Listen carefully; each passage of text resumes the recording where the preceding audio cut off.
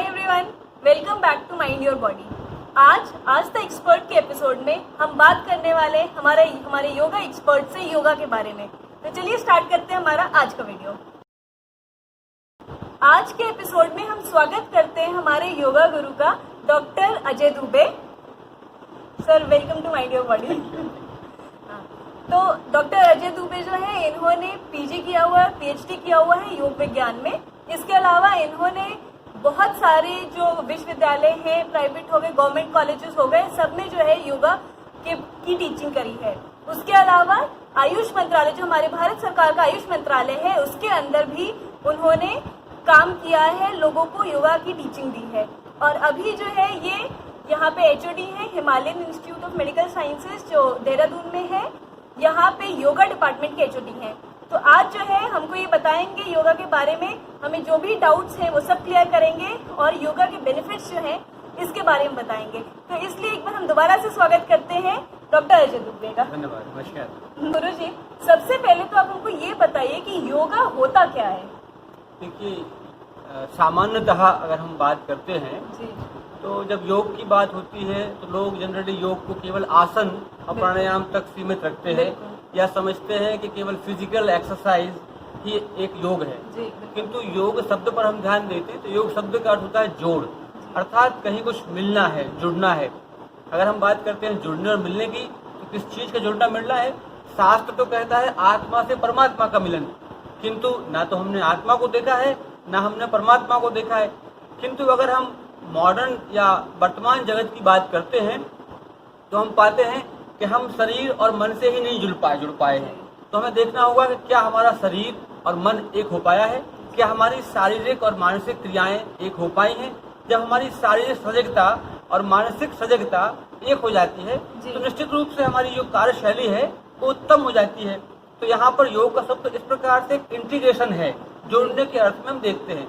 और योग एक्चुअली देखा जाए तो व्यायाम नहीं है, लेकिन वर्तमान सदी जो है वो केवल फिजिकल एक्सरसाइज और हेल्थ बेनिफिट के पॉइंट ऑफ व्यू से ही योग को देखती है। लेकिन पुरानी परंपरा जो है योग को साधना की दृष्टिकोण से देखती थी। योग एक साधना है, न कि एक व्यायाम है। ये आपने बिल्कुल सही कहा, क्योंकि नॉर्मली लोगों को यही लगता है कि जो खास करके आसन, आधे लोगों को तो प्राणायाम भी नहीं पता होगा कि योगा का पार्ट है। लोगों को लगता है कि आसन जो है वही योगा है। ये बिल्कुल सही कहा आपने।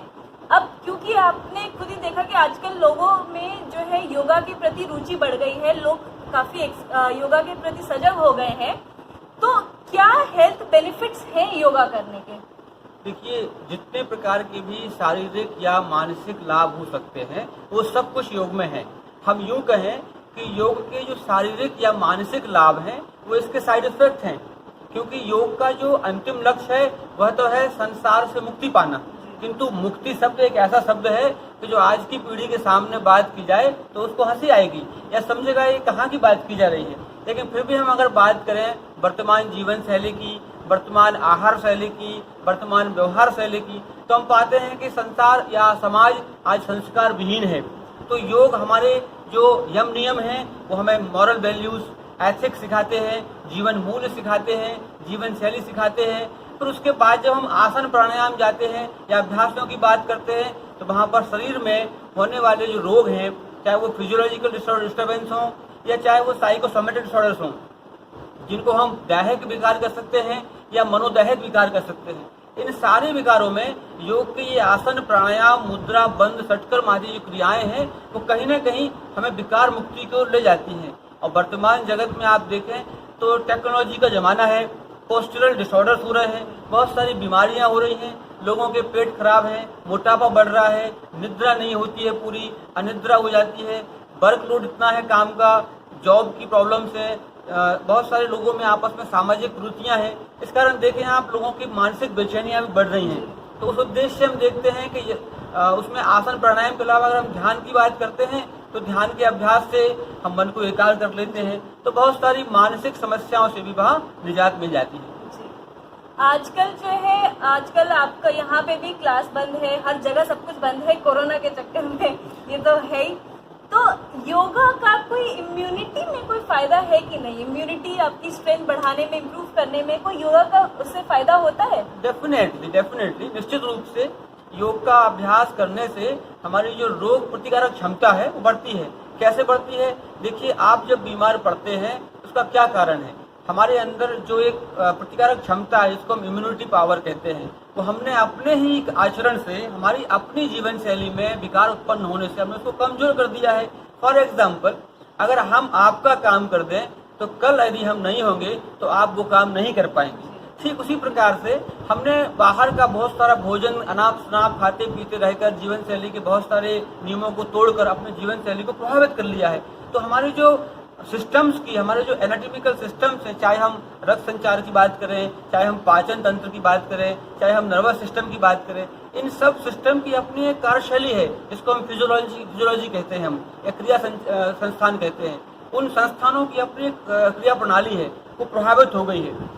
हम अलग बात करते हैं जब मेडिकल साइंस की या अन्य संस्थानों की या अन्य विद्याओं की, तो वहाँ पर हमें दवाई दी जाती है या हमें कोई मेडिसिन या उपचार लेना पड़ता है, तब जाके हम ठीक होते हैं। लेकिन योग में ऐसी कोई मेडिसिन की तो बात है ही नहीं। इसका मतलब ये होता है कि योग के जितने भी अभ्यास हैं वो हमारे अंतर संस्थानों के ऊपर काम करते हैं। अगर पाचन तंत्र में कहीं कोई त्रुटि आई है तो हम ऐसे आसनों का चयन करते हैं कि पाचन तंत्र के उस पर्टिकुलर पार्ट को वह प्रभावित करे, जिस कारण से पाचन तंत्र हमारा इंप्रूव होगा। ऐसे ही बहुत सारे आसन पर्टिकुलर अभ्यासों से हम पर्टिकुलर तंत्रों को प्रभावित करके और अपनी इम्यूनिटी को बूस्ट कर सकते हैं।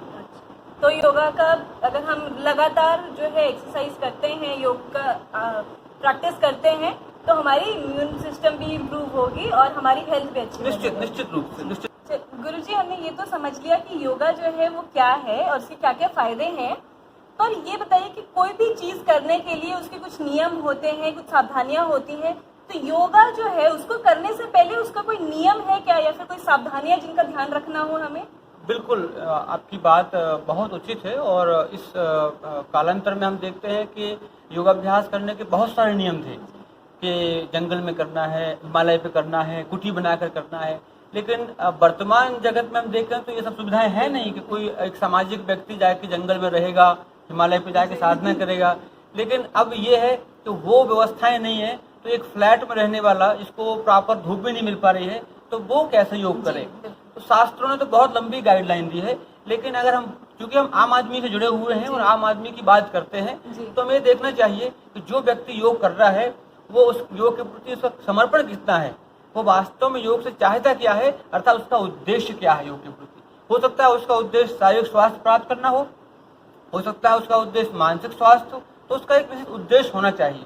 फिर बात करते हैं हम अभ्यासों की, तो उसके पास एक प्रॉपर गाइडलाइन में टीचिंग गाइडलाइन होनी चाहिए कि वो किससे सीख रहा है, मतलब अंडर प्रॉपर गाइडेंस। ऐसा नहीं किसी भी किताब से उठाया, कुछ भी उठाया, टीवी में देखा और कर लिया।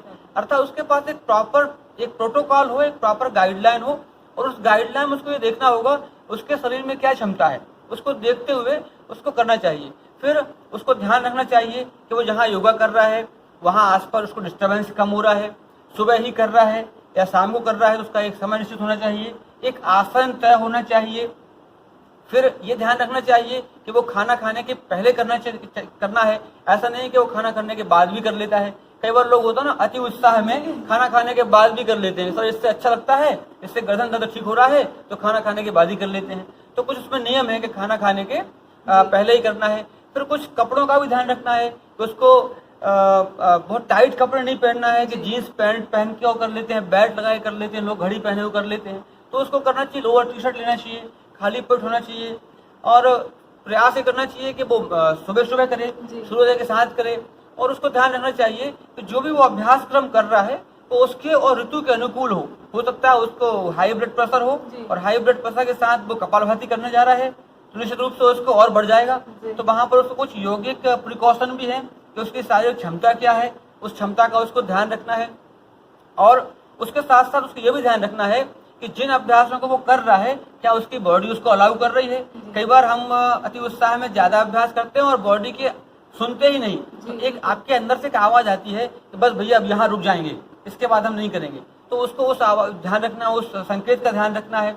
फिर साथ में हम बात करते हैं कि क्या वो अभ्यास निरंतर कर रहा है। ऐसा भी नहीं कि हमने आज अभ्यास किया, 2 दिन नहीं किया, फिर तीसरे दिन किया और उसके बाद फिर 1 हफ्ते तक नहीं किया, तो मतलब उसमें एक निश्चित क्रम भी होना चाहिए उस क्रम के साथ उस संख्या होनी चाहिए कि हम 3 आसन करते हैं तो कल 4 कर लेंगे, फिर हम 4 में कुछ वेरिएशन कर लेंगे, प्रक्रांत कर लेंगे, खाने पीने के नियम हो जाते हैं, कुछ गाइडलाइंस के नियम हो जाते हैं, और कुछ हमें अपनी एक क्षमता और दक्षता का ध्यान भी रखना चाहिए।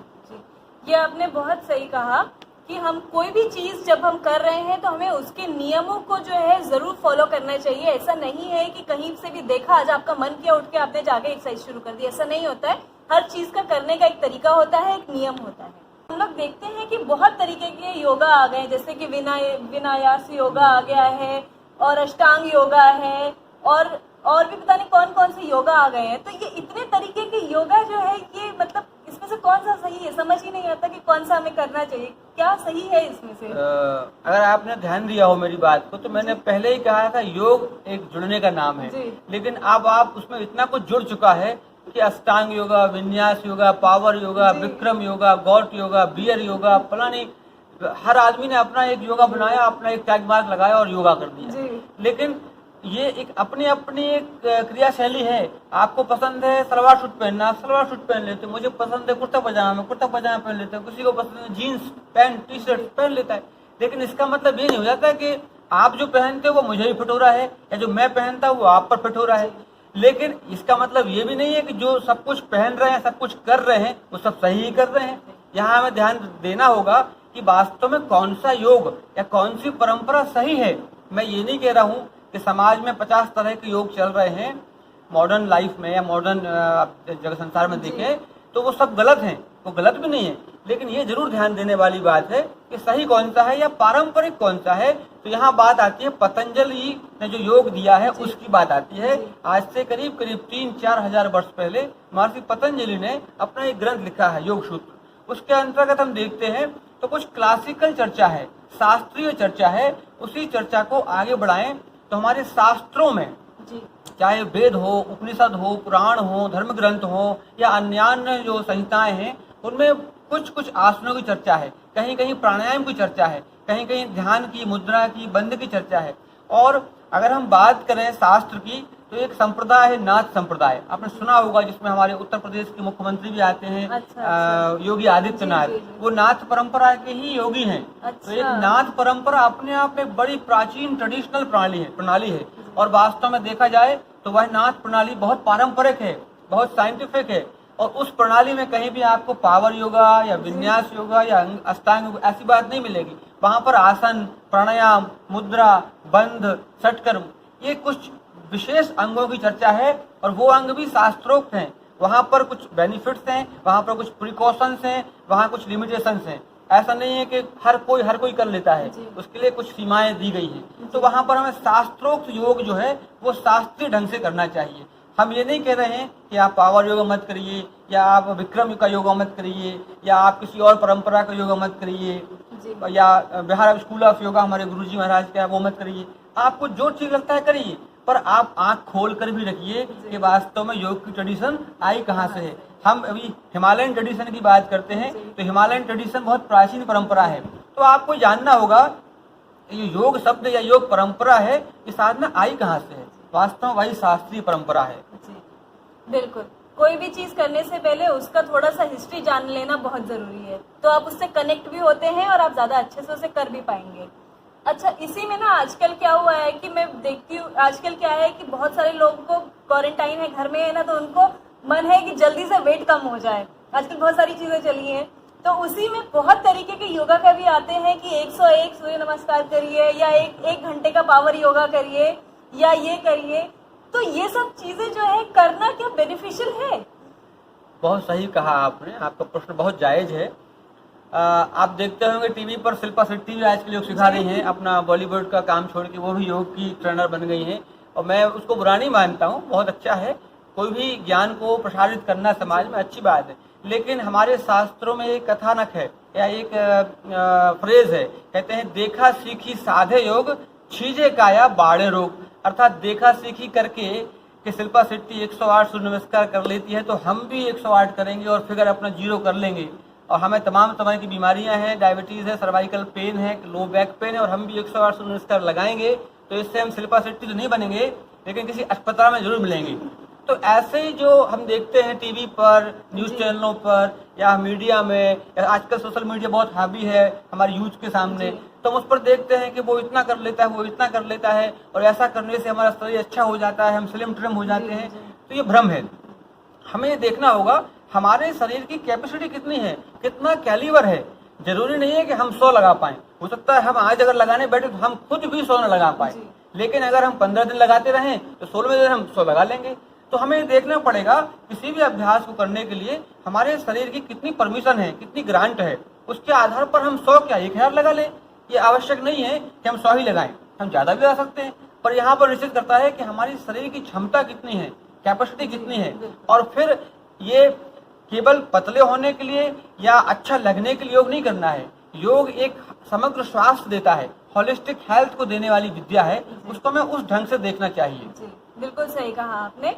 और मैं भी अपनी जब एक्सरसाइज बताती हूँ तो उसमें मैं हमेशा बोलती हूँ कि अगर एक्सरसाइज जो है आप अपनी बॉडी को ध्यान में रखकर करिए, और जहाँ आपकी बॉडी बोलती है कि नहीं करना है वहाँ रुक जाइए। और ये बात गुरुजी ने भी सबसे शुरू में ही हमको बोल दी थी कि अपनी बॉडी की जो है वो जरूर सुनिए। अब हमने ये सारी बातें तो जान ली, योगा के फायदे भी जान लिए, नियम भी हैं। तो अब एक ये बताइए कि एक आम आदमी जिसको कुछ नहीं पता योगा के बारे में, अगर वो योगा शुरू करना चाहता है तो आप उसे क्या बोलेंगे कि उसे किस तरीके से शुरू करना चाहिए, क्या करना चाहिए, उसे क्या पहले पढ़ना चाहिए, कहाँ जाना चाहिए, या फिर क्या करना चाहिए जिससे कि वो एक सही तरीके से अपना योगा का जो अभ्यास है वो शुरू कर सके और उसको फायदा हो। बिल्कुल, आपने उचित प्रश्न किया है, क्योंकि देखिए करोड़ों करोड़ों लोग इस समय घरों में बंद हुए हैं, और इस कोरोना काल में तो देखने में आता है कि योग की इम्पोर्टेंस और ज़्यादा बढ़ गई है, क्योंकि इम्यूनिटी बूस्टअप के नाम पर आप देखें बहुत सारे लोग योग सीख रहे हैं और सिखा रहे हैं। तो अब यहाँ बात ये आती है, क्या हर व्यक्ति की पहुंच में योग है, या हर व्यक्ति की पहुंच में योग गुरु है? तो नहीं है। ऐसे बहुत से लोग हैं जिनके पास ना तो योग गुरु है और ना ही योग का शास्त्र उपलब्ध है, और सही शास्त्र उपलब्ध हो ये भी जरूरी नहीं है। तो यहाँ हमें ये देखना होगा कि व्यक्ति की आयु कितनी है, उसकी समझ कितनी है, उसकी जरूरत कितनी है। हो सकता है बच्चा कोई योग अभ्यास कर रहा है ज्यादा कर ले, हो सकता है कोई वृद्ध कर रहा है तो कम करे। तो सबसे पहले तो मुझे जानना होगा कि हमारी रिक्वायरमेंट क्या है। आपको अपने पॉइंट ऑफ व्यू से देखना है कि मुझे क्या चाहिए है, क्या सीखना है।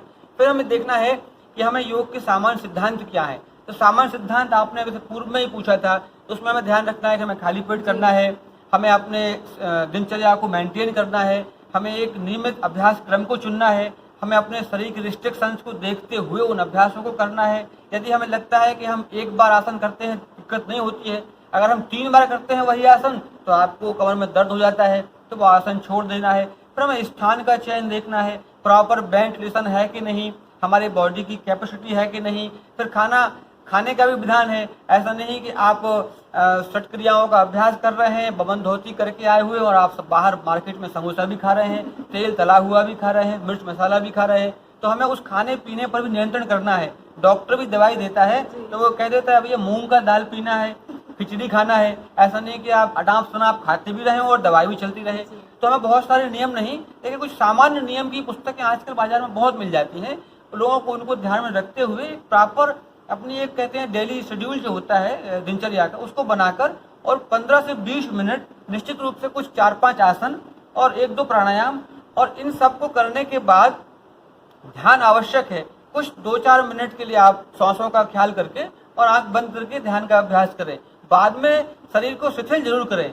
विदाउट रिलैक्सेशन अगर आप उठ जाते हैं तो आप देखते हैं शरीर में बहुत स्ट्रेस रहता है, बहुत थकावट रहती है। मैंने कई बार देखा बहुत सारे योगा टीचर्स या योगा प्रैक्टिशनर बहुत अभ्यास करते हैं। वो फॉरवर्ड बेंडिंग कर रहे हैं तो 50 फॉरवर्ड बेंडिंग के अभ्यास कर लिए, बैकवर्ड बेंडिंग का उन्होंने एक नहीं किया।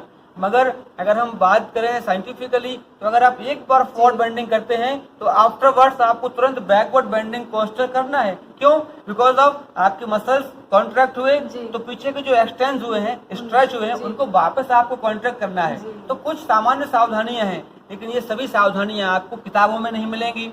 आपको उसके लिए एक कोई गुरु या मार्गदर्शन अवश्य लेना चाहिए।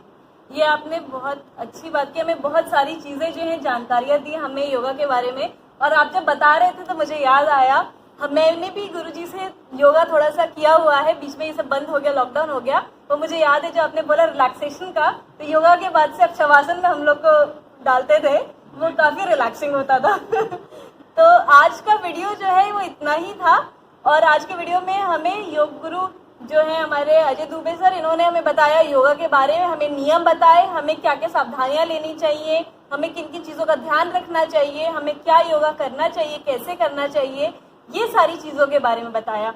इसके बाद भी आगे भी हम आपको डिस्टर्ब करते रहेंगे सर, हम आपसे और भी जानकारियां लेते रहेंगे। अब तो योगा का लोगों में योगा के प्रति क्रेज और बढ़ गया है, तो हम धीरे धीरे जैसे लोगों के डाउट आएंगे हम आपसे उसके बारे में और पूछते रहेंगे।